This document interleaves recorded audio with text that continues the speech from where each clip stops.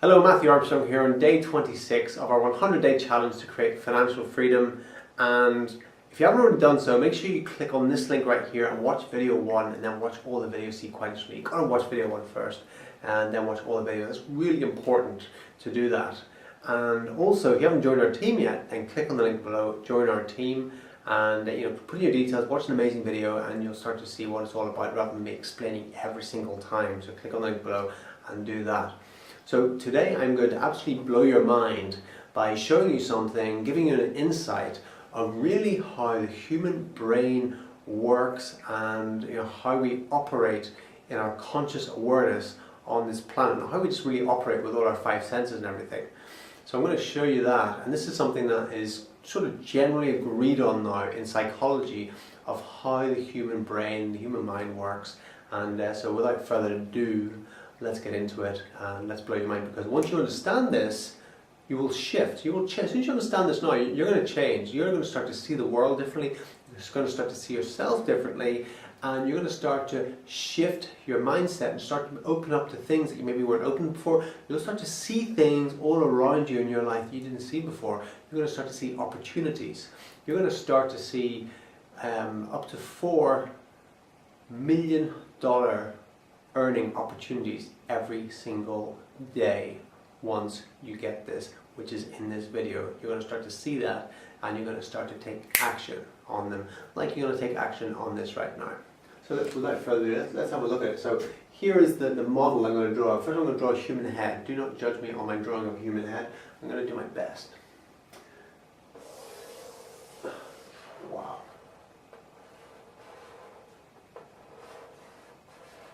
Whoa, that's a serious alien head there, I think. A little bit scary. Yeah. Oh dear. Okay, I'm just making it worse. Okay, so generally we have 5 senses. Generally, obviously there's 6, 7, 8 senses, 9 senses that we talk about, but generally we have 5 senses that we're everyone's kind of firm on that one, right? We have 5 senses, so the 5 senses are, shout them out, come on, visual, right? We have visual, we have our eyes. Visual, we have auditory, we have our ears, auditory, we have kinesthetic, which is touch, kinesthetic, we have olfactory,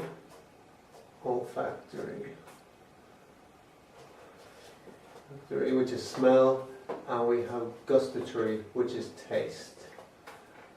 Gustatory,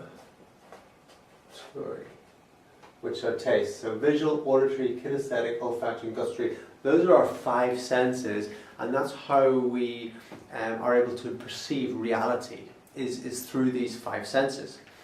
So let's get a bit deeper into it. So those are our 5 senses, and we got to take that information in from our 5 senses all the time. And it's said that we take in 2 to 4 million bits of information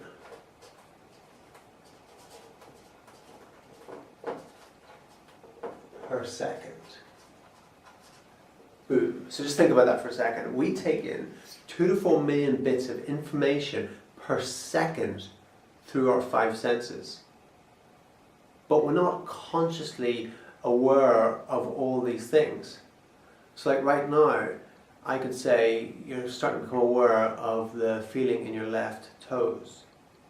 And you can start to feel your left toes in your shoe or on the ground or wherever your left toes are right now. And if you're sitting down, you can suddenly feel your bum in the chair and the pressure on that where you didn't feel it before.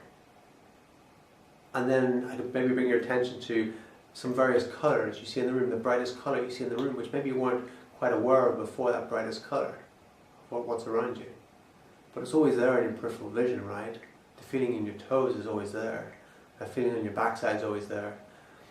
That memory, that feeling of the food that's in your stomach from your last meal, or maybe that hunger feeling of your next meal is there.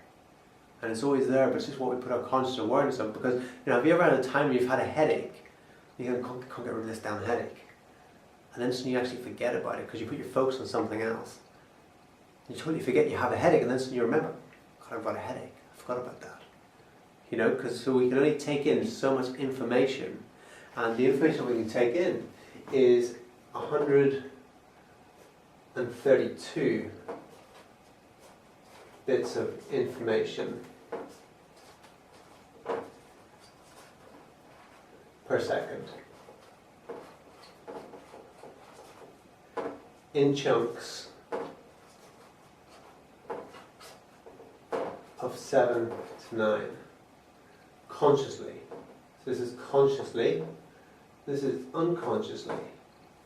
So unconsciously there's 2 to 4 million bits of information per second coming through our 5 senses, like, you know, but we're not aware of them all, because consciously we can only actually take in 132 bits of information per second in chunks of 7 to 9, whatever that means, right? So that's chunked into 7 to 9, right? So what happens to the rest of it? Here's the thing. What happens to the rest of the 2 to 4 million bits, right? And don't ask me how this was exactly worked out, because I'm not a scientist. I don't understand these things, but when things are explained to me, I understand the concept and I can work them in everyday reality, and I can make use of them. That's where my talent or skill comes in. So, what happens to the rest of this information? Well, a few things happen to it. So it all comes in through our 5 senses. Let's say our 5 senses come down through here, they get funneled in. But, you know, it comes through the big funnel, but only a few things can get in here, right? So it comes down very thin, very narrow, like this little funnel, like that there. So all this stuff can't fit in this little, like, narrow thing. So what happens is it starts to get deleted. So some things just simply get deleted. The brain just goes delete. Other things get distorted.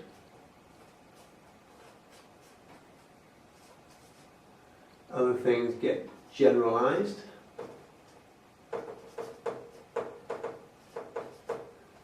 So deleted, distorted, generalized are the 3 main ones as I remember.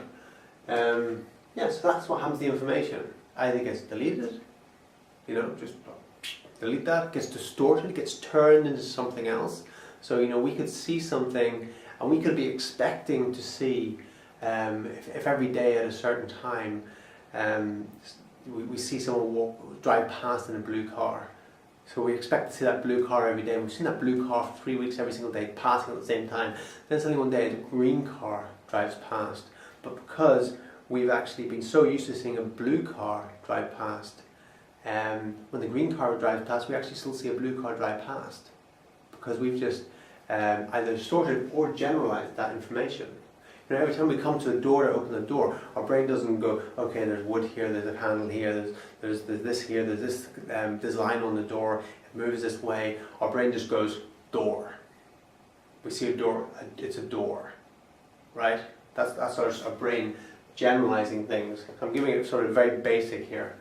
So that's what happens. So then only like little bits of information come through here and into our brain, and then we represent it, and then we out into the world. We represent what comes into it through our 5 senses, and that we project that out. So it's not that we see reality. We all think, okay, we look around us, we feel, we see, we can hear reality, but in truth we can't really. In truth, we're just perceiving things through what we are taking in, and because of our experiences, because of our beliefs, because of our programs that we've been programmed with, we delete and distort and generalize so many things. So every single one of us has a different reality, and whatever we decide to focus on, whatever we value, we tend to see. You know, for example, you have 4 guys driving through the city. One of them is an architect. One of them is a car enthusiast. One of them is an entrepreneur, and the 4th one just likes the chicks, just likes girls, you know? So what do they all say? So they drive through the city, the other side of the city, they've all had a different experience of the city. one of the guys, the architect, said, "Wow, did you look at that amazing architecture when we drove up that street? Did you see that Victorian architecture and that the Gothic architecture in those buildings?" And the other guy's like, "Huh? What? No, I didn't see that." The entrepreneur guy said, "Wow, did you see that empty building? That could have been turned into the most amazing restaurant or hotel." And he's thinking like that, so he sees that sort of thing. The car enthusiast says, do you see that like 1982 Ferrari that kind of was parked up and real classic, and he sees that, right? Because there's so much information to take and there's so much to see driving through the city. So we all see what we're kind of trained to see, what we value. The guy that likes girls, he's like, did you see the brunette, wearing such and such, and flicking her hair, standing at the bus stop, and that's what he sees. The other guys might see that as well, but you know what I mean. So that's what happens. We delete things, we distort things, we generalize things, and just whatever we value, it comes into our values. We see what we value mostly. We see what we value. What we believe, that's what makes what happens in here. It's what we value and what we believe and what we're sort of thinking about as well. And then we project that outwards. We project it outwards, what we see, what we hear, what we taste, etc. So we don't actually hear things from the outside. You know the way they say, if a tree falls over in a forest, and there's no one around to hear it, doesn't make a sound. Actually, it doesn't. It doesn't actually make a sound, interestingly enough, because it's actually a frequency. The sound is actually made inside of our head, and when that frequency enters our vicinity, when it enters our head, the sound is actually made inside our head, interestingly enough. So whatever we're seeing out here is a projection from in here, through our values, beliefs, thoughts, etc., because we've deleted, distorted and generalized things based on our experiences, our values, beliefs, etc., right? So, how does this apply to you? How does this apply to you in your life? Well, what are you valuing? If you are if you want, what do you want in your life? What do you want in your life? It's interesting, whenever we did the Camino earlier in this year, we walked through a city. We value things that are healthy. We value doing yoga and things like that. And we walked through this one city, where was it? Pamplona. And because me and Victoria we have very similar values in a lot of ways. We're like, oh, there's a yoga center. Oh, there's a plant studio. There's a gym. There's a health food store. Well, there's another health food store over there. We're seeing these things when we walk through. What is the guy that just likes to go to the pub see? Oh, there's an Irish bar. Oh, there's a little pub over there. That's what they're seeing, right? What if you value creating wealth in your life? What if you value creating wealth? You're going to start to see things because they're all around us at all times. And if it's more wealth you want in your life, you want financial freedom, there's more money you want in your life, and you're not getting it, it's because you're not open to seeing it, because the opportunities are abundant. There is so much abundance all around us. The abundance is all around us, and it comes down to our receiving what we're willing to receive. And when we start to value something, when we start to value wealth, when we start to value money, then we're going to start to see, we're going to open those floodgates of abundance and allow it to come flowing to us. And we'll wonder where it was all those lean years, And it's about believing as well. What we believe, we tend to see as well. People that tend to see UFOs are people that believe in UFOs. If you don't believe in UFOs, you probably will never see one. So it starts to, when the old saying when they say, when the person says, well, I'll believe it when I see it. No, you'll see it when you believe it.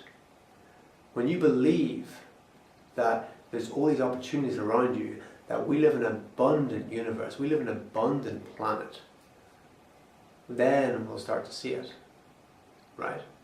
And if you're able to watch this video right now, you're surrounded by abundance, let me tell you. It's all around you. And it's just your willingness to receive it by shifting, by first of all believing it, which that's what this video is doing. This video is helping that happen, and starting to value it and linking, like we've said in so many of the other videos, all the videos are linked to this one now, is to value it. And once you get it to high in your values, linking it to all your other high values, then you'll start to see it all around you, and these opportunities will just come to you. The opportunity to come to me right now, I can't keep up. I'm just going to be very, very selective with the opportunities that I take on. I just got to focus on like one or two or three, and that's it. Because there's so many opportunities. There's so many opportunities for wealth right now in the world. We're actually living in an age of a gold rush. This is a gold rush right now, an unbelievable gold rush. You know, the people that are walking around in scarcity, lack mentality, thinking there's not enough, thinking we're in a depression, this is a gold rush right now. Absolutely. Just takes to switch onto it and see it. Hope that helps, you know. Hope that helps to give you a basic understanding. There's more to it than that, but you know, don't want to completely blow your mind right now. But that's it.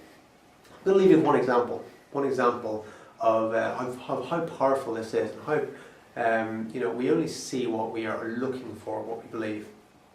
And I think it was maybe Bob Proctor or Jack Canfield or someone. I think maybe Jack Canfield showed this on a seminar video I watched once.